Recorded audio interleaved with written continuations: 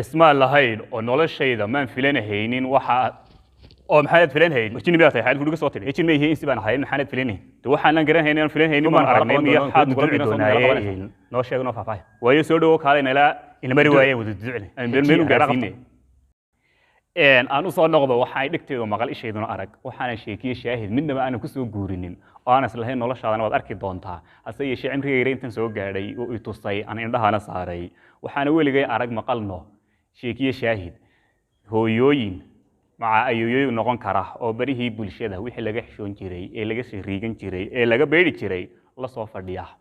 oo waliba faafinaya oo waliba ku faraxsan oo waliba qofkii wax u sheegana la yaaban taa ma islahayn weliga waad arki doontaa hase yeeshee waan arkay wixii igala gudboona waan odhanaya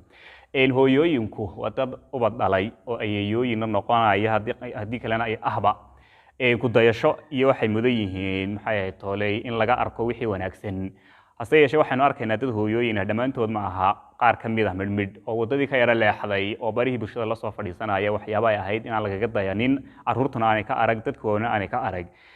waxaan leeyahay waxaas waa laga wanaagsan yahay waxaanu ahayn inaynu qudwo ahaano oo dad qofba uu ka weyn yahay wuxuu soo gaadhay ee wanaag ahayd uu soo gudbiyo inaynaan ku dhex milmin barahan bulshada iyo social media markaynu soo gaadhay waad arkaysaa hooyooyin waxay ahayd tole cawrooyinkooda muuqdaan oo jireerkoodii meelo fara badan oo ay ahayd in la asturaa ay banaanka keeneen oo intaasoo qora weliba maahe ficilkii ay samaynayeen qowlna raaciyey de waxaan filayaa malaha dee wax meel kale nagaga soo guuraye bal dhammaantiinba soomaaliya idinka idin dhex dhigay inta miirkeeda iyo maankooda qabtay ee ay sii joogaan aan weli aan dee noqonin kuwa aan sheegayo bal dee aynu hareeraha ka wada gallo oo aynu isla wada duduucno oo dee bal aynu iska walaandayna waxaan mise dee anigaa laysitaayo wax kale ii muuqmuuqdaan dee ii soo jawaabo oo